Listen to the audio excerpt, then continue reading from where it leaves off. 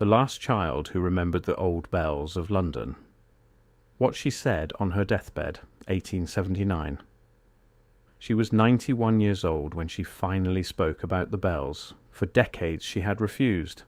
Her grandchildren thought she was confused, an old woman whose memory had folded in on itself the way old paper folds and cracks.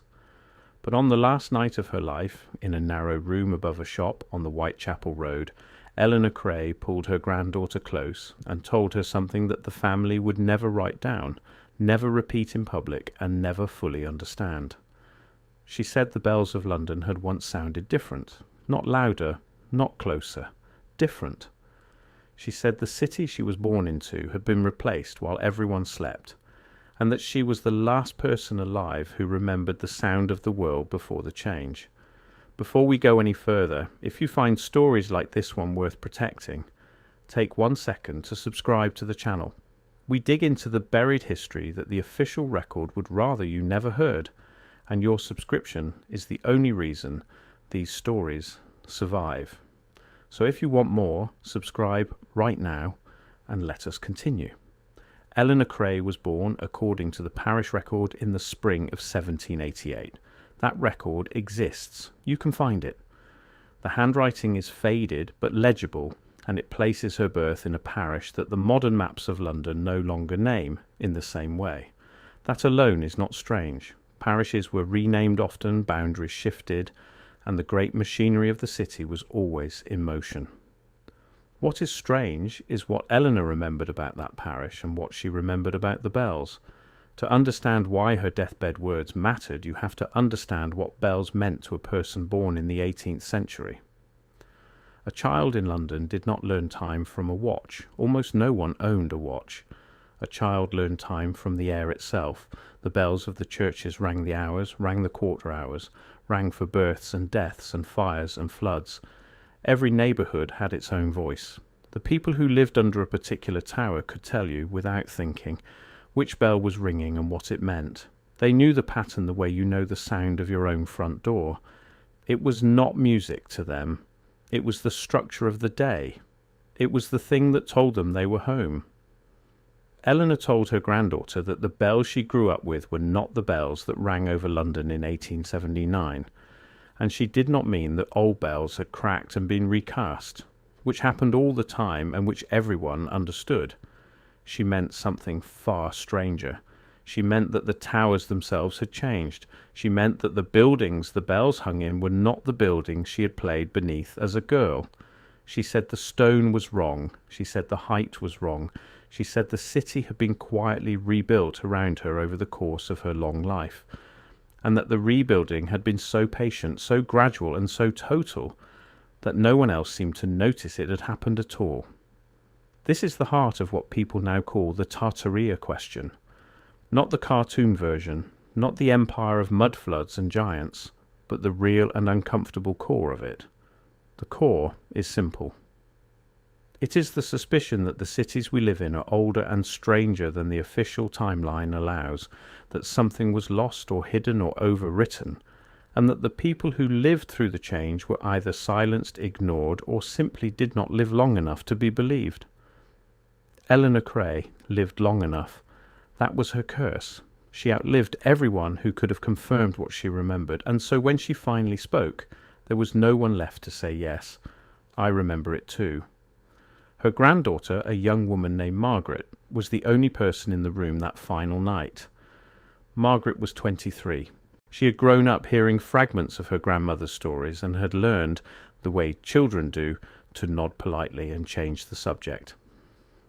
The old woman talked about a London that did not match the school books. She talked about wide stone avenues where Margaret knew only crowded brick lanes.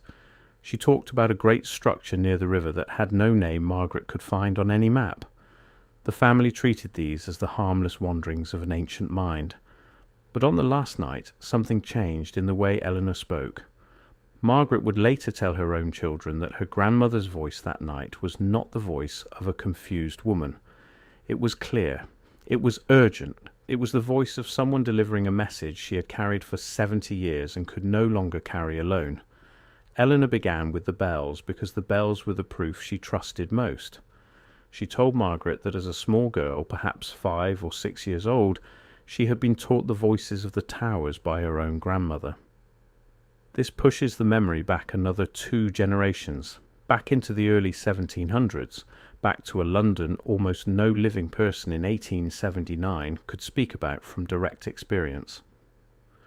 Eleanor's grandmother had walked her through the streets and named each bell, and Eleanor had memorized them the way children memorize rhymes.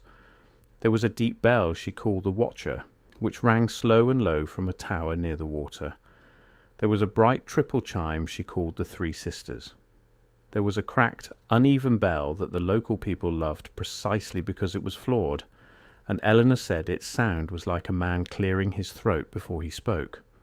There was a 4th bell too, and this was the one Eleanor lowered her voice to describe. She called it the Quiet Bell, and she said it was the strangest of all of them, because it did not ring on the hour, and it did not ring for fires or funerals. It rang, she said, only a few times a year, on no schedule that any child could predict.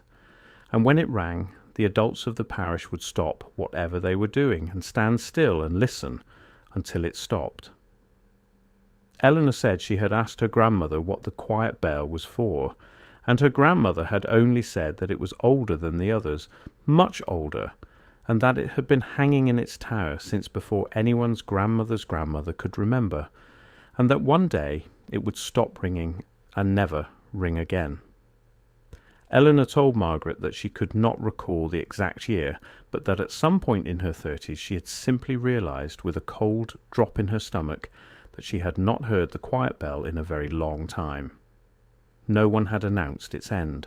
No newspaper had marked it. It had simply, like everything else, been allowed to fall silent while the city looked the other way. None of those bells, Eleanor said, existed in 1879, and she did not mean they had been retired. She meant that the towers that held them were gone, and that the towers standing in their place were strangers wearing the wrong faces. She told Margaret that sometime in her middle years, she could not say exactly when, because the change was so slow, she had begun to notice that the bells sounded thinner, higher, more uniform, as if every church in London had quietly agreed to ring in the same polite, ordered way, and the old wild voices, the deep watcher and the cracked throat-clearing bell had been hushed one by one until the city sounded like a different city entirely. Here is where a skeptic would stop and say the obvious thing. Bells crack, towers are rebuilt. London burned, London was bombed in later centuries, London was endlessly renovated, and of course the soundscape of a city changes across 90 years. That is true. That is the official explanation, and it is not a foolish one. But Eleanor anticipated that objection because she had spent decades hearing versions of it from her own family. And so she gave Margaret something more than a feeling. She gave her specifics. She gave her the stone. Eleanor told her granddaughter that the churches of her childhood had been built from a pale stone that seemed to hold light. She described standing beneath a tower at dusk and watching the stone glow faintly, as if it had drunk the sun all day and was giving it back slowly. She said the stone was carved with patterns that no mason in 1879 could reproduce, patterns that did not look like decoration but like writing, like a language that ran in bands around the base of every tower. As a child, she had traced those carvings with her fingers. She had asked her grandmother what they said, and her grandmother had told her something that Eleanor repeated, word for word, on her deathbed. Her grandmother had said, "They say what the building is for. Not who built it, what it is for." That phrasing stopped Margaret cold. They say what the building is for. It was such a strange way to describe a carving. We carve names into buildings and dates and the occasional motto. We do not carve the purpose of a building into its foundation in a script that the next generation cannot read. And yet that is exactly what Eleanor described, and she described it not as a legend she had been told, but as a thing she had touched with her own hands, as a living child. Eleanor told Margaret one more thing about that carved script, and it was the detail that the family found hardest to repeat, because it sounded the most like the wandering of a dying mind, and yet was delivered with the most certainty. She said the carvings were not the same on every tower. each tower had its own band of script, its own arrangement of those running symbols, and her grandmother had told her that this was because each tower did a different work, not held a different bell, did a different work. Eleanor described the towers in the London of her early childhood almost as if they were instruments, as if the whole city had once been a single machine made of stone and air and ringing metal, and as if every tower had a part to play in something the city as a whole was doing. She could not say what that something was. Her grandmother had never told her, or had never known, or had known and been afraid. But Eleanor was certain of the shape of the idea, even if the centre of it was dark to her. The towers were not decoration. The towers were not even only churches. The towers were working parts of a thing. And when the working parts were taken down one by one, the thing they had been part of had quietly stopped. So what happened to that stone? According to Eleanor, it was taken down. Not destroyed in a fire, not collapsed in an earthquake, but taken down. Carefully. Deliberately. She told Margaret that across the long middle of her life she had watched London be unbuilt and rebuilt in 1,000 small acts that never added up to a single visible event. A tower would be wrapped in scaffolding for 2 years and the people would forget it was even there, and when the scaffolding came down the tower was shorter, plainer, made of an ordinary grey stone, and the carvings were gone. The bell inside sounded thinner. And here is the part that Eleanor said had haunted her most. No one complained. No one wrote letters to the newspapers. No one stood in the street and said, "That is not our tower." The change was absorbed. The city simply agreed, without ever discussing it, that the new tower had always been the tower. Eleanor believed this was the true mechanism of the thing. Not a flood, not a war, not a single dramatic catastrophe that wiped the old world away in a night. Instead, a slow and patient substitution, carried out building by building, decade by decade, slow enough that any single person could be told they were simply misremembering. And the substitution worked, she said, because of one cruel and simple fact. People do not live long enough. A child who knew the old towers would be an old man before enough of them had changed to notice the pattern. And by the time the old man tried to describe what he had lost, every other witness his age was dead, and every younger person had only ever known the new city. The new city was the only city they could testify to. So the old city slipped quietly out of the reach of proof. Eleanor Cray had simply lived too long to be managed that way. She had outrun the schedule. She had been a child under the old towers, and she was still alive, still lucid, 91 years later. And she carried inside her a soundscape and a streetscape that no longer matched the world outside her window. That mismatch was not confusion. That mismatch was evidence. And she had spent the last decades of her life learning painfully that evidence held in a single human memory is the easiest evidence in the world to dismiss. Margaret listened to all of this in the candlelight, and at some point she stopped nodding politely and started, for the first time, to genuinely listen. Because her grandmother was not raving. She was building a case, each piece connected to the next. The bells led to the towers led to the stone led to the carvings led to the slow substitution, and the substitution led to the loneliest fact of all, which was that the only thing standing between the old London and total forgetting was the failing heartbeat of a 91-year-old woman in a rented room. Then Eleanor told her the part that Margaret never repeated to anyone outside the family for the rest of her life.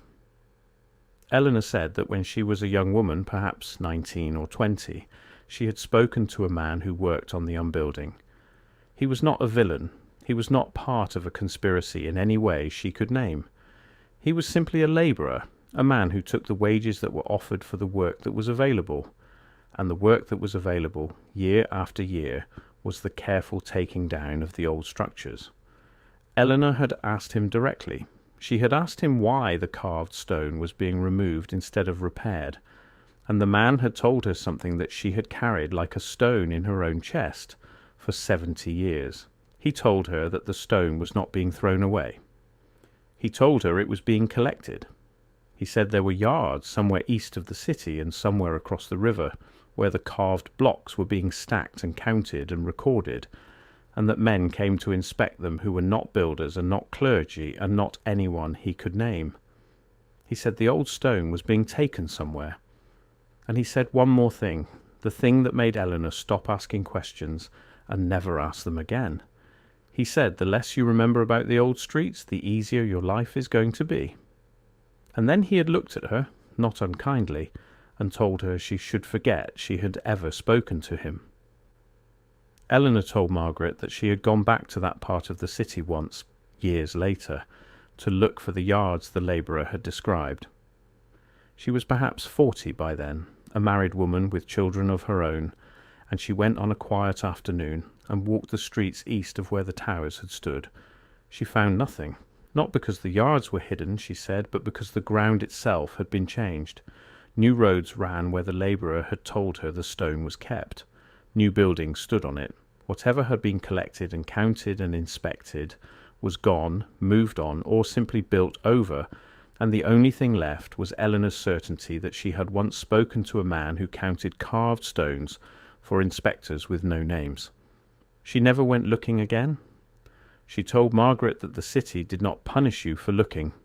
It did something quieter and more final than that. It simply made sure that by the time you looked, there was nothing left to find. She did not forget, she could not, but she learned. She learned to stop asking, to stop pointing at towers, to stop telling people that the bells sounded wrong. She married, she raised children, she buried a husband, she watched the city continue its slow and silent renovation around her. And she said nothing, for decades, because she had understood the lesson in that labourer's voice. The lesson was that the change was not a secret being kept in a single locked room. The change was a thing that everyone half knew, and everyone had agreed not to look at directly, because looking at it directly made life harder, and not looking at it made life easier, and most people, given that choice, will always choose the easier life. This is the part of the Tartaria question that the loud and cartoonish versions always miss. The interesting suggestion is not that a hidden empire was erased in a single night by some grand catastrophe. The interesting suggestion is far quieter and far more disturbing. It is the suggestion that a civilization can be edited slowly, in plain sight, with the unspoken cooperation of the very people being edited, simply because remembering is exhausting and forgetting is comfortable. Eleanor Cray was not describing a war on the old world. She was describing a society quietly choosing, day after day, decade after decade, not to remember it. And she was describing herself as the one person who had refused that choice, and who had paid for the refusal with 70 years of being treated as strange. Margaret asked her grandmother the question that you are probably asking right now. She asked her why. If the old towers were so beautiful, if the carved stone glowed at dusk, if the bells had voices like living things, why would anyone want them gone? Why replace a wonder with something plain and grey and ordinary? And Eleanor's answer, according to the family, was the strangest thing she said all night. She said the old buildings were not built for the people who lived in 1879. She said they were built for a different kind of life, a different scale of living, and that the new city was being fitted deliberately to a smaller and more manageable version of what a human being was supposed to be. She said the carved script on the towers, the script her grandmother had said, told you what the building was for, described purposes that the modern world had no use for and no longer wished to admit had ever existed. She would not say more than that. Margaret pressed her, and the old woman shook her head, and said only that some doors are walled up because the room behind them is dangerous, and the wisest thing the new world ever did was wall up the old one, and forget the door had been there. And then Eleanor Cray said the sentence that the family preserved, the sentence Margaret would whisper to her own grandchildren more than 50 years later, the sentence that is the only verbatim line we have from that entire final night. She said, "I am the last one who heard the real bells, and when I am gone the city will be exactly as new as it pretends to be." She died before dawn. Now. Everything you have just heard comes down through a single family across multiple generations, as an oral account, Margaret told her children. One of those children, late in life, told the story to a local history society in the east of London, and a member of that society wrote it down. That written version is the document that survives. And an honest storyteller has to stop here and say plainly what that means. It means this is not proof. A deathbed account, remembered by a 23-year-old, repeated for 50 years, finally written down by a stranger, is the very definition of unverifiable. Every skeptical instinct you have is correct to fire right now. People misremember. Old women near death do drift. Families polish their stories with every retelling until the rough true thing at the centre is buried under decades of varnish. All of that is real, and all of that is fair, and a person who tells you this story is certainly true is selling you something. But here is what honesty also requires. The skeptical explanation, the one that says this is simply the confusion of a dying mind, has to account for a few stubborn things, and it does not account for them as cleanly as it pretends. First, Eleanor's account is specific. Confusion is vague. A confused mind produces drifting, dreamlike, contradictory images. Eleanor produced a structured argument with named bells, described stone, a remembered carving, a remembered conversation with a named kind of worker, and a consistent mechanism that explained both the change and the silence around it.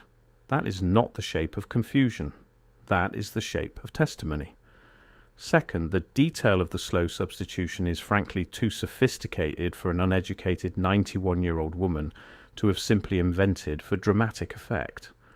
The idea that a city could be replaced gradually enough that no single person could prove it, because no single person lives long enough to hold both ends of the change, is a genuinely subtle idea.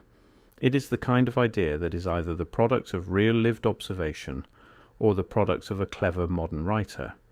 It is not the kind of thing a frightened dying woman in 1879 produces by accident. Third, and most uncomfortably, Eleanor's central claim is not actually unique. Across the 18th and 19th centuries, in city after city, there are scattered accounts of old residents insisting that buildings had changed, that the character of their town had been quietly altered, that the place of their childhood no longer existed in the place where it should be. These accounts were almost always dismissed as nostalgia, as the natural grief of the old for a vanished youth.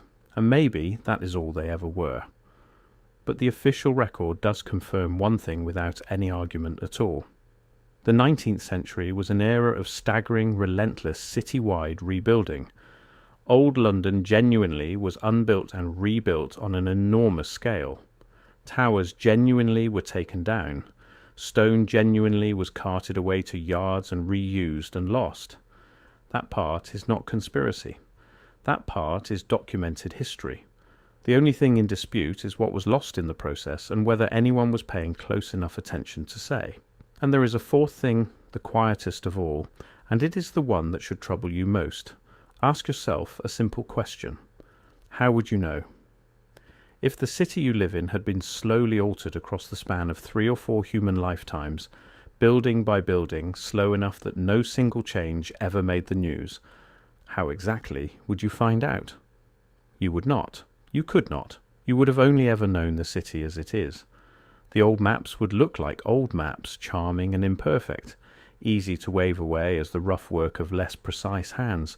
The old residents who remembered differently would all be dead, or old enough to be called confused. The official history would describe a smooth and reasonable story of growth and renovation, and that story would be the only story available, and you would believe it because there would be nothing else to believe. Eleanor's entire point was not that she could prove the change. Her point was that the change, if it happened, was specifically designed to be unprovable, and that the proof of that design was the very ease with which her own family had dismissed her for 70 years.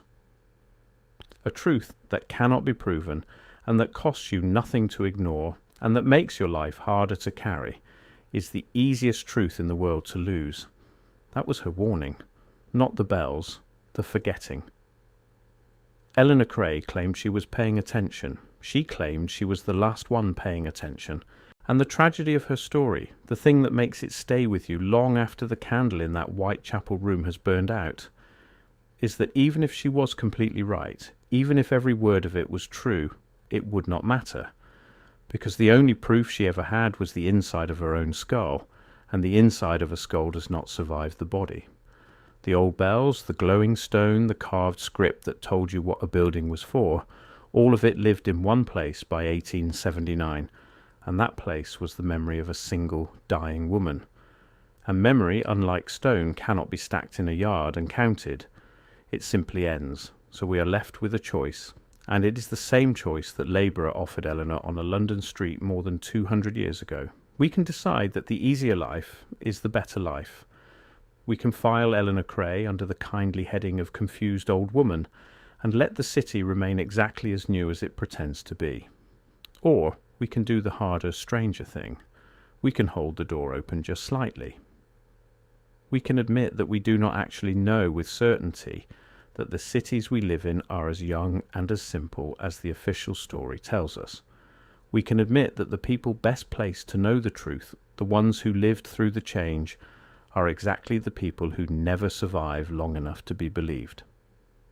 And we can decide that a story like this one, unprovable as it is worth carrying anyway, because the moment the last person stops carrying it is the moment it becomes finally and forever untrue. Eleanor said the city would be as new as it pretends to be once she was gone. She has been gone for a very long time now. The towers she described, if they ever stood, are dust in a yard somewhere, or buried under a road, or built into the foundations of something else entirely. The bell she called the Watcher, and the Three Sisters, and the cracked one that cleared its throat, those bells are silent in a way that is deeper than silence, because there is no longer anyone alive who could even tell you what they were supposed to sound like. But you heard her name tonight. Eleanor Cray, born in 1788, in a parish that the maps have quietly renamed, died in 1879 in a room above a shop on the Whitechapel Road with one granddaughter holding her hand. And on her last night on earth she did the bravest thing a person can do against a city that has decided to forget. She refused. She remembered out loud. She handed the old London to one frightened young woman and asked her, without asking, to carry it a little further. Margaret carried it. Her children carried it. And now, for the length of this video, you carried it too. That is the whole of it. That is the entire fragile chain. A bell, a memory, a deathbed, a granddaughter, and a long line of people who simply refused to let the easier life win. If this story moved you, the most useful thing you can do is keep it moving. Share it with one person who would understand it. Leave a comment with the name of a building from your own childhood that you swear has changed, in a way no one else seems to remember, because you would be amazed how many people have a small Eleanor Cray story of their own and have never once said it out loud. And subscribe so the next buried account finds its way to you, because the official record will never hand these stories down. Only we will. We will see you in the next one.